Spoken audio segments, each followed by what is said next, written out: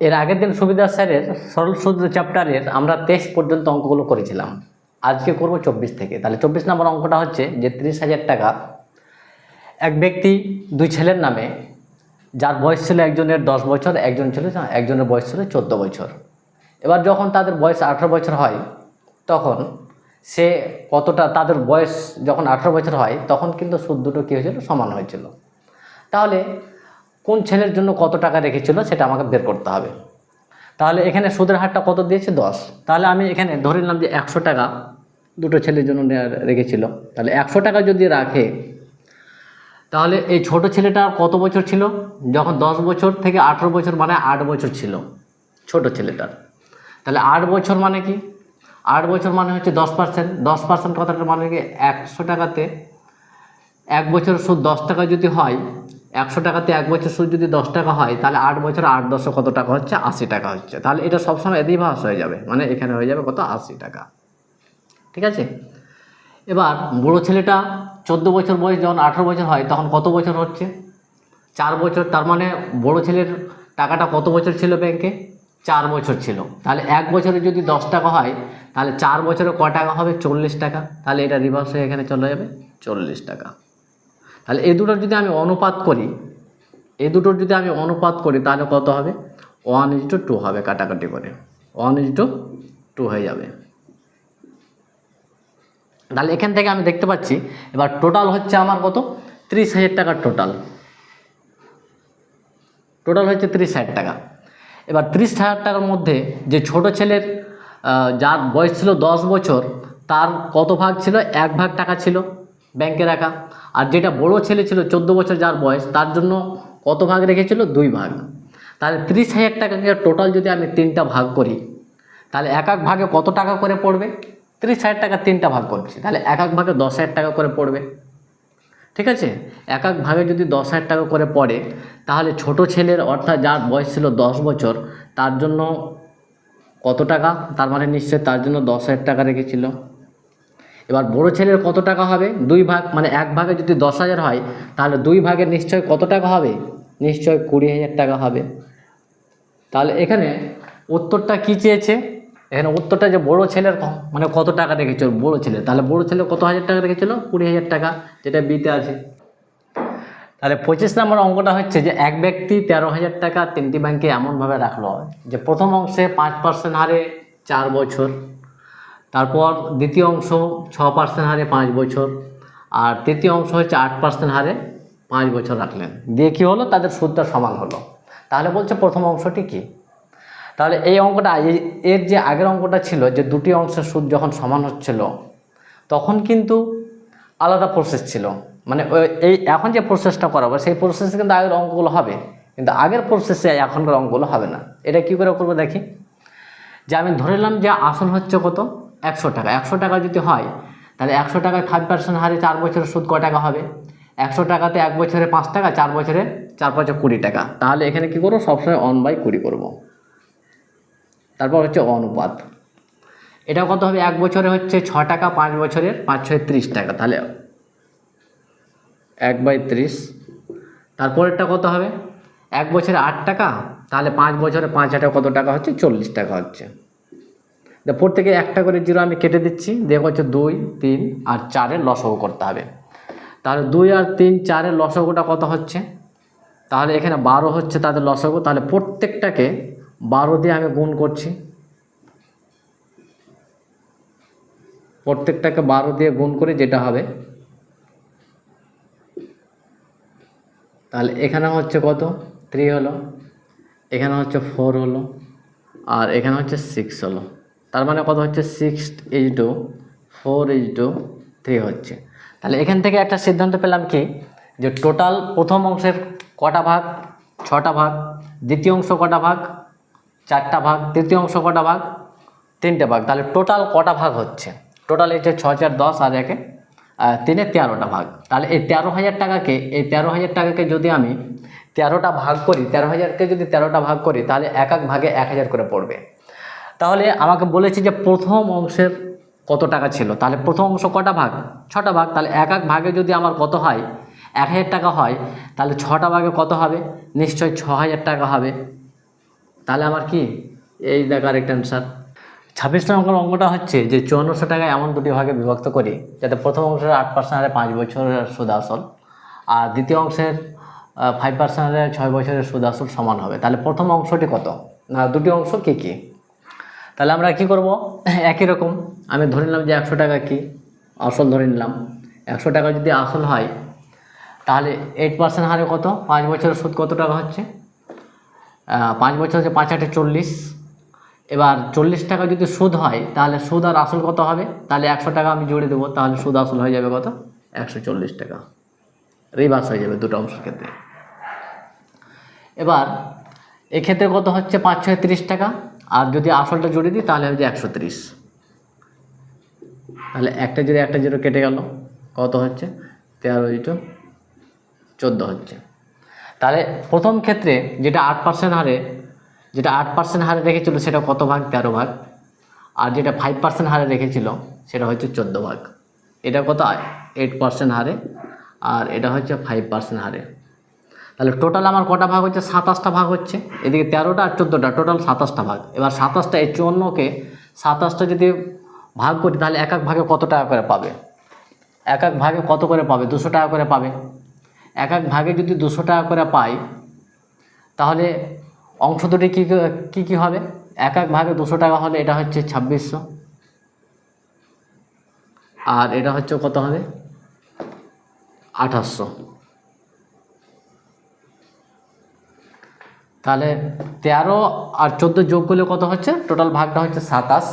এবার 54কে যদি 27 দিয়ে ভাগ করি, মানে আর অর্থাৎ 5400 টাকাকে যদি 27টা ভাগ করি তাহলে এক এক ভাগে 200 টাকা করে পড়বে। তাহলে 8% হারে যেটা রেখেছিল 13টা ভাগ, তার মানে নিশ্চয়ই সে 2600 টাকা ছিল। আর যেটা 5% হারে রেখেছিল 14টা ভাগ, সেটা নিশ্চয়ই 2800 টাকা রেখেছিল। তাহলে কী হবে 2600 আর 2800। তাহলে বি দ্য কারেক্ট অ্যান্সার। 27 নম্বর অঙ্কটা হচ্ছে যে এক ব্যক্তি 82,000 টাকা তার 10 বছর ও 14 বছর বয়সে দুই পুত্রের নামে এমনভাবে রাখলেন যে 20 বছর বয়স হলে তারা সুদে আসলে সমান টাকা পাবে। ব্যাংকের সুদের হার যদি 8% হয় তাহলে বড় ছেলের নামে কত টাকা সে রেখেছিল সেটা বের করতে হবে। তাহলে এটা একই রকম অঙ্ক, আমি ধরে নিলাম যে 100 টাকা আসল, ঠিক আছে, 100 টাকা যদি আসল হয় তার মানে এই যে 20 বছর বয়স যখন হয় তখন ছোটো ছেলের যে 10 বছর বয়স ছিল 20 বছর বয়সে, তখন তার টাকাটা কতদিন খেটেছিল, তার মানে 10 বছর, মানে 10 থেকে 20 হলো মানে 10 বছর খেটেছিল।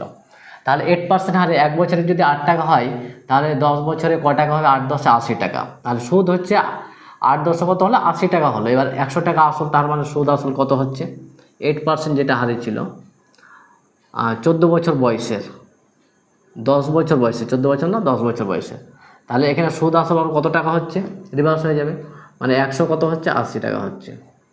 এবার যেটা 14 বছর বয়সের ছিল সেই ছেলেটার কতদিন টাকাটা রেখেছিল, মানে 20 থেকে 20 বছর বয়স হয় তখন 14 বছর ছেলেটা 6 বছর থেকেছিল টাকাটা। তাহলে এক বছর যদি 8 টাকা হয় তাহলে 6 বছরে কত, 6 8 48 টাকা। এবার 6 যদি 48 টাকা হয় তার সাথে সুদ আসল যদি জুড়ে দিই তাহলে কত হচ্ছে 148 টাকা হচ্ছে। তাহলে অনুপাতটা কত হচ্ছে 180। তাহলে যদি 4 দিয়ে কাটি তাহলে কত হচ্ছে, 4 দিয়ে কাটলে হয়ে যাচ্ছে এখানে 37, আর এটাকে 4 দিয়ে কাটলে হয়ে যাচ্ছে 45। তাহলে এখানে কত হচ্ছে, যেটা 10 বছর বয়সের ছেলেটা রেখেছিল সেটা কত ভাগ রেখেছিল, 37 ভাগ, আর যেটা 14 বছর ছেলের রেখেছিল সেটা হচ্ছে 45 ভাগ। তাহলে 37 আর 45 যোগ করলে কত হচ্ছে, 82 হচ্ছে। 37 আর 45 যোগ করলে 82, টোটাল হচ্ছে 82টা ভাগ। তাহলে এই 82,000কে যদি 82টা ভাগ করি তাহলে এক এক ভাগে ক টাকা করে পাবে, এক এক ভাগে 1000 টাকা করে পাবে। তাহলে যেহেতু বড় ছেলের চেয়েছে, আমরা জানি বড় ছেলের হচ্ছে টোটাল 45টা ভাগ, এক এক ভাগে যদি 1000 টাকা পাই তাহলে 45 ভাগে নিশ্চয়ই কত 45,000 টাকা।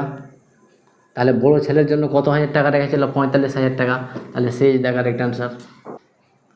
28 নম্বর অঙ্কটা হচ্ছে সুদের হারে 5% বৃদ্ধি পেলে 1000 টাকার কত বছরে সরল সুদ 80 টাকা হবে, 80 টাকা বৃদ্ধি পাবে আর কি।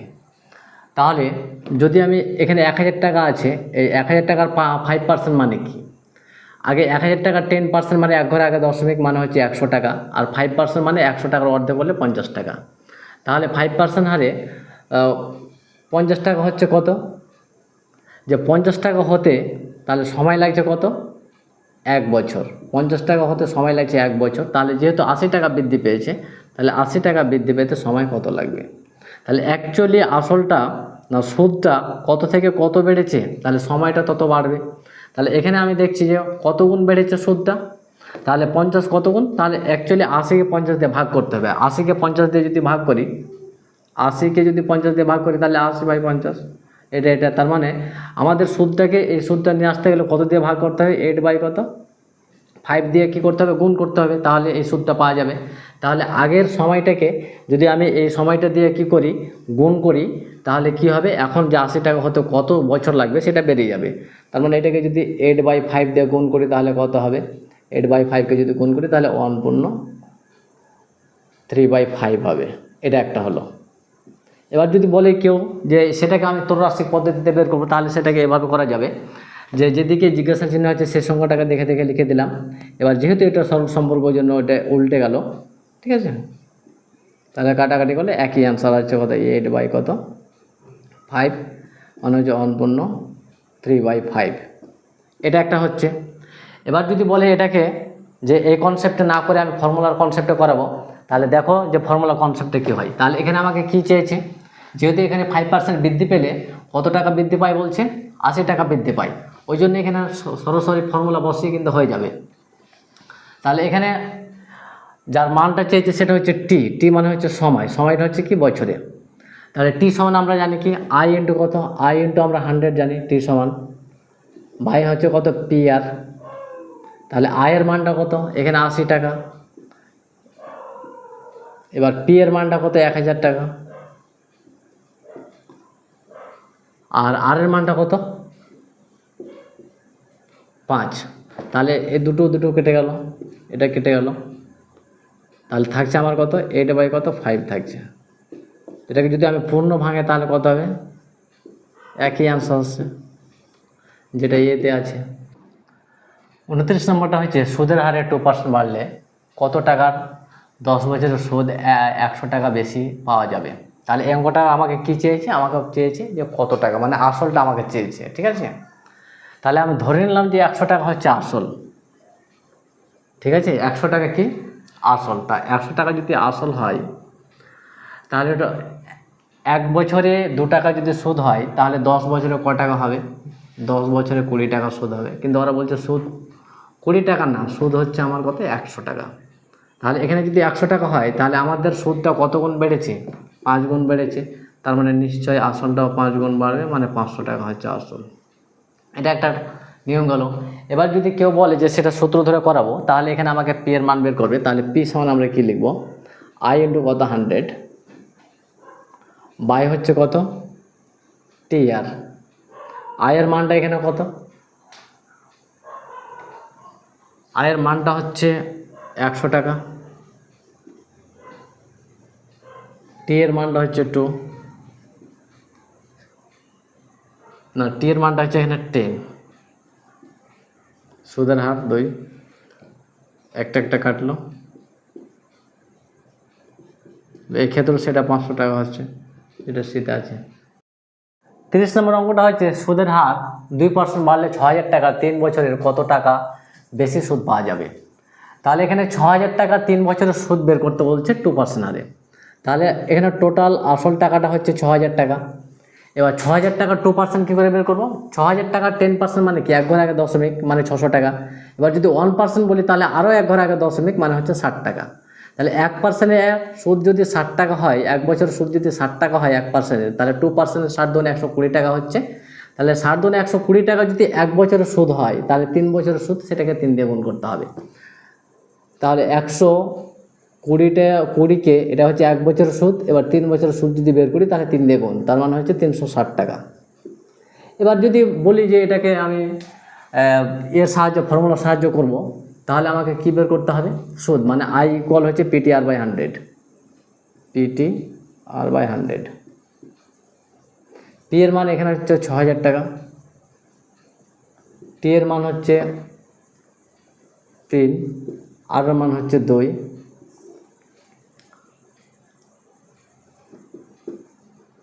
তাহলে একটা জিরো কেটে গেল, তাহলে কত হচ্ছে? টাকা হচ্ছে। তাহলে এক্ষেত্রে সুদটা আমি কত পেলাম? 360 টাকা পেলাম, যেটা এতে আছে। ঠিক আছে।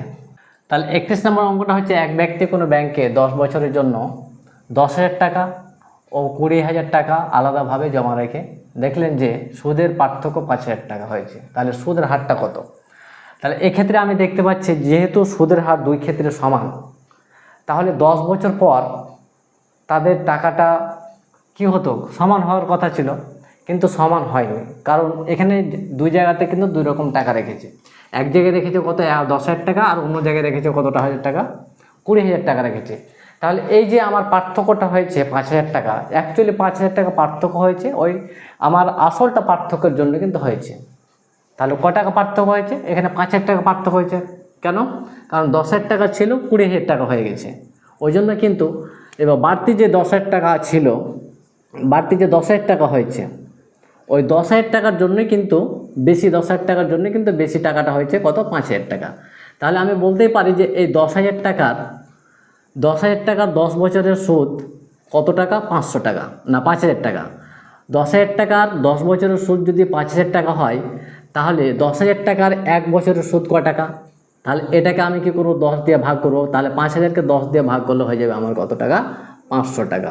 তাহলে এখানে দেখতে পাচ্ছি যে 10,000 টাকার 1 বছরের সুদ হচ্ছে 500 টাকা। তাহলে সুদের হার মানে হচ্ছে 100 টাকায় 1 বছরের সুদ কত?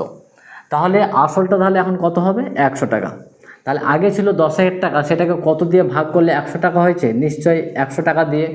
তাহলে আমার সুদটাকে কী করতে হবে? 100 টাকা দিয়ে ভাগ করতে হবে, তার মানে 5%, যেটা বি নম্বরে আছে। 32 নম্বর অঙ্কটা হচ্ছে, এক ব্যক্তি ব্যাংকে আলাদাভাবে 15,000 টাকা করে যথাক্রমে 6 বছর ও 5 বছরের জন্য 8% হারে জমা রাখলেন। মেয়াদ শেষে ওই ব্যক্তির সুদের পার্থক্যটা কত হবে? তাহলে আমি ধরে নিলাম যে 100 টাকা আসল, 100 টাকা যদি আসল হয়, তাহলে 6 বছরে সুদ ক টাকা হবে? 6 8 48 টাকা সুদ হবে, 6 8 48 টাকা সুদ হবে। আর এই 5 বছরে কত হবে? 5 8 কত? 40 টাকা সুদ হবে। ঠিক আছে। তাহলে এখানে সুদের পার্থক্য আমার ক টাকা হচ্ছে? 8 টাকা হচ্ছে। যখন আমার 100 টাকা আসল ছিল, তখন সুদের পার্থক্য হচ্ছে 8 টাকা। কিন্তু এখানে আসলটা 100 টাকা না হয়ে কত আছে? 15,000 টাকা আছে, 15,000 টাকা আছে। তাহলে আমাদের আসলটার কত গুণ? অরিজিনাল আসলটা 150 গুণ। তাহলে সুদের পার্থক্য তাহলে কত হবে? এটার 150 গুণ হবে। তার মানে 150, 8কে যদি 150 দিয়ে গুণ করি তাহলে কত হচ্ছে? 1200 টাকা হচ্ছে। অথবা এটাকে অন্য নিয়মও করা যায়, যে যেহেতু আমার আলাদা খাতে কি একটা হচ্ছে 15,000 টাকা, অন্য ব্যাংকেও 15,000 টাকা রেখেছে, এবার সুদের পার্থক্যটা আমার কেন হচ্ছে? কারণ প্রথমটা রেখেছে 6 বছর, তারপরটা রেখেছে কত বছর? 5 বছর। এই যে 1 বছর কম বেশির জন্যই কিন্তু সুদের পার্থক্যটা হয়েছে। তার মানে আমাকে 1 বছরের 8% হারে 15,000 টাকা যদি আমি সুদ বের করি, তাহলে সেটা আমার অ্যান্সার হয়ে যাবে। কীরকম? যে এই 15,000 টাকার 8% হারে 1 বছর সুদটা বের করলে আমার উত্তরটা চলে আসবে। তাহলে এই 15,000 টাকার প্রথমে 1% মানে কি? 2 ঘর আগে দশমিক, মানে 150 টাকা। 150 টাকা, 150 টাকা হচ্ছে 1 বছরের সুদ। কত পার্সেন্ট হারে? 1% হারে। যেহেতু 8% বলছে, ওই জন্য 150কে শুধু কী করবো? 8 দিয়ে গুণ করবো, যেটা হচ্ছে 1200 টাকা। তাহলে এই সিস্টেমে কেউ করতে পারো, কিংবা এই মেথডে কেউ করতে পারো, যেটা আমার ডিতে আছে। 33 নম্বর অঙ্কটা হচ্ছে, এক ব্যক্তি দুটি সমান মূলধন যথাক্রমে 8% 6 বছরের জন্য এবং 10% হারে 3 বছরের জন্য রেখে দেখলেন যে সুদের পার্থক্য হচ্ছে 1800 টাকা। তাহলে প্রত্যেকটিতে মূলধন কত? অর্থাৎ আমি ধরে নিলাম যে মূলধন হচ্ছে 100 টাকা। মূলধন কত টাকা? 100 টাকা। তাহলে যে 8% হারে 6 বছর, মানে 6 8 কত? 48 টাকা। আর এখানে 3 10 30 টাকা। তাহলে আমার 48 থেকে যদি আমি 30 মাইনাস করি, তাহলে আমার সুদের পার্থক্য হচ্ছে। তাহলে সুদের পার্থক্য কত হলো? 18 টাকা সুদের পার্থক্য হলো। কিন্তু ওরা বলছে সুদের পার্থক্য 18 টাকা না, সুদের পার্থক্যটা হচ্ছে 1800 টাকা। তাহলে আমাদের সুদকে কত দিয়ে গুণ করলে ওদের অরিজিনাল সুদটা আমি পাবো? তাহলে আমাদের সুদকে যদি আমি 100 দিয়ে গুণ করি, তাহলে অরিজিনাল সুদটা পেয়ে যাবো কত? 1800। তাহলে এটা যেহেতু আমরা ডুপ্লিকেট আসল ধরেছিলাম, সেটাকে যদি অরিজিনাল আসল করি, তাহলে সেটাকে কত দিয়ে গুণ করতে হবে? এই 100 দিয়ে গুণ করতে হবে। তাহলে যেটা হচ্ছে 100কে 100 দিয়ে গুণ করলে যেটা হবে 10,000, যেটা বি নম্বর অপশানে আছে। আজকে এই পর্যন্ত থাকলো, এর পরের দিন মানে 34 দাগ পর্যন্ত শুরু করব। এবার তোমাদের যদি আমার নিয়মগুলো ভালো লাগে তাহলে তোমরা কমেন্টে বলবা যে না স্যার ভালো লাগছে, পরবর্তীতে ভিডিও চাই। আর যদি বলো যে ভালো লাগছে না আর ভিডিও করতে হবে না, তাহলে যেটা তোমরা বলবো সেটাই করবো। কিন্তু তোমরা একটু কমেন্টে জানাইও, ঠিক আছে? তাহলে যদি বলে ভালো লাগছে তাহলে আমি ভিডিও করব, আর যদি বলে ভালো লাগে না তাহলে ভিডিও করব না। আর যদি ভালো লাগে তাহলে লাইক কমেন্ট শেয়ার তোমরা করো একটু, আর বাকি বন্ধুদের জন্য।